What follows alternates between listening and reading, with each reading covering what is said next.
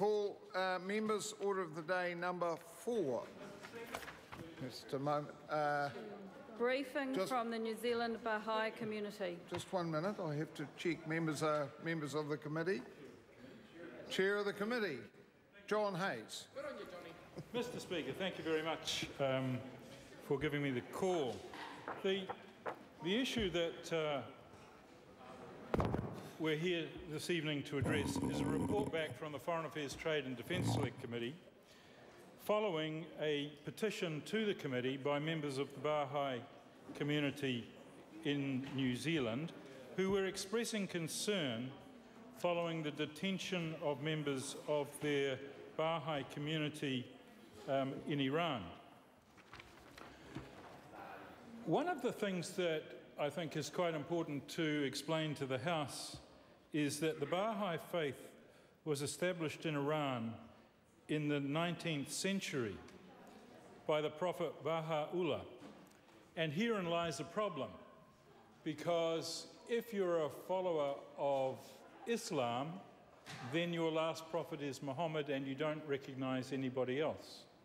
And in Iran, which is essentially an Islamic state, the Baha'i faith causes some dissension with the government. Nevertheless, we investigated the issues that were raised with us by the members of the community here, and we sought comment from the Ministry of Foreign Affairs and learned that a number of New Zealand governments have raised the situation with the government of Iran on a number of occasions. The Iranian government maintains that Baha'i followers are not a religion but a political group, and that Iran there is no difference between religious minorities regarding the standing before the law.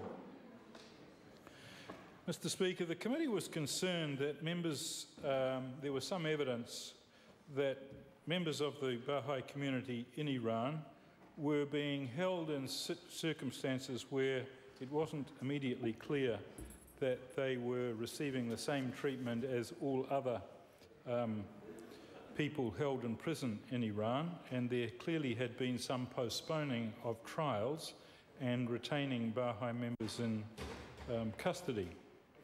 We were told, Mr. Speaker, that the New Zealand government made representations to the Iranian government, and that the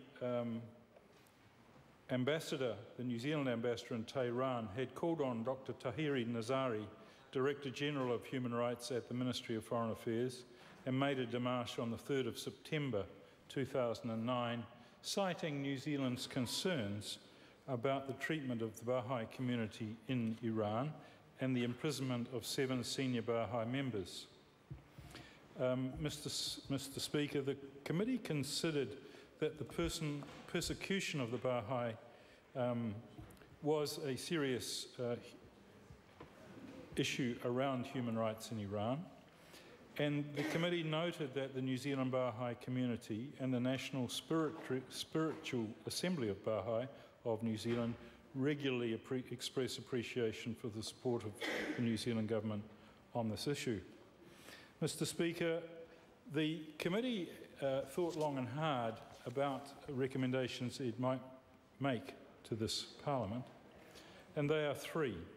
The first one is that the government take the opportunity during the political and economic cooperation consultations or bilateral talks between New Zealand and Iran, which are going to be held in Tehran in November, to raise New Zealand's concern regarding human rights violations and the treatment of the detained members of the Yaran. Secondly, the committee felt that the government might consider co-sponsoring the Canadian resolution on human rights in Iran in the 3rd Committee of the United Nations General Assembly. And our third recommendation, Mr. Speaker, was that New Zealand lobby other countries in support of the Canadian resolution. Thank you, Mr. Speaker.